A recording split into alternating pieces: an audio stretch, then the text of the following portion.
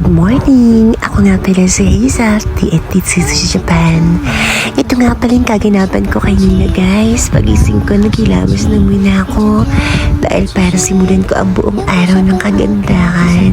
Yes! Ayun na nga guys. So naghinilmosan ko muna yung pagmumukha ko at may umiksay na pang ipis. So hindi ko na pinansin yun. At tuwang-tuwa, alam sa lang nga kami ni Hero G. Kasi ito yung unang araw na pagpasok sa trabaho. Maraming salamat at nagtrabaho na si Hero G, pati yung mga alaga naming hayop ay nagbubuli na kasi may trabaho na siya. Sana magtuloy-tuloy na guys kasi magpapasko na rin.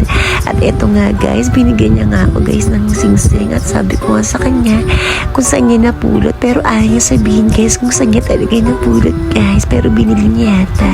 At eto na nga guys, naglinis na nga ako pala guys dito sa kwarto namin dahil dito sa Japan, everyday talaga nililinis ko yung kwarto para swertihin daw ang tahanan. At umalis na nga si Hero G guys. Ayan nga, umalis na siya at maaga siyang umalis guys kaninang umaga. Ito ko lang kailangan nandun na siya.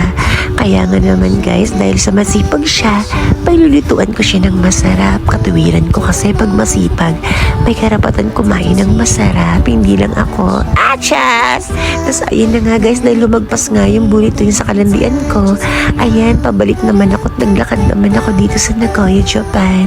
Medyo malamig pa nga guys at tumaan muna ako dito sa Dalideska. Ayan, huminto muna ako kasi one time, hindi nag-automatic. Bigla akong nauntog dyan sa salamin na yun guys. Tanga lang. So ito na nga, umikot-ikot nga ako kasi marami doon sa may bilihan ng sukang nakatambay.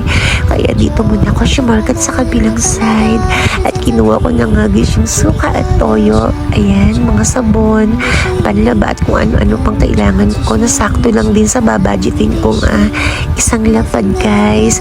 Kaya ito card nga pala yung gagamitin ko guys kasi kahit papaano may konting savings ako.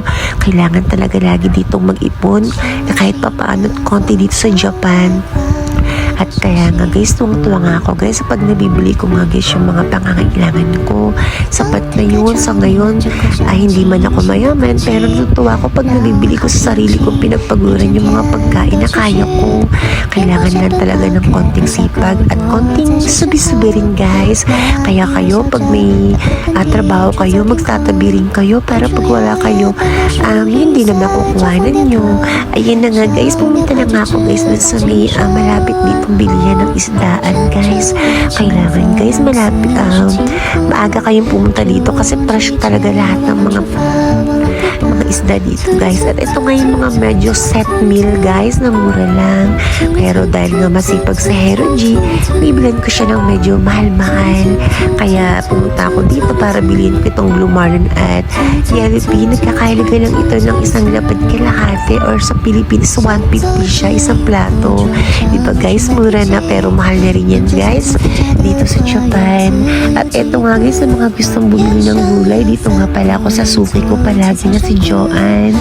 Guys, ayan, napaka-fresh talaga ng mga gulay kasing fresh talaga ni Madam Joanne. Kung titingnan nyo, talagang bagong-bago lahat ng gulay niya araw-araw. Ayan, green na green nga talaga. Tatalbusan ko nga pala guys at lalagyan ko ng konting asin yung lulutuin ko mamaya.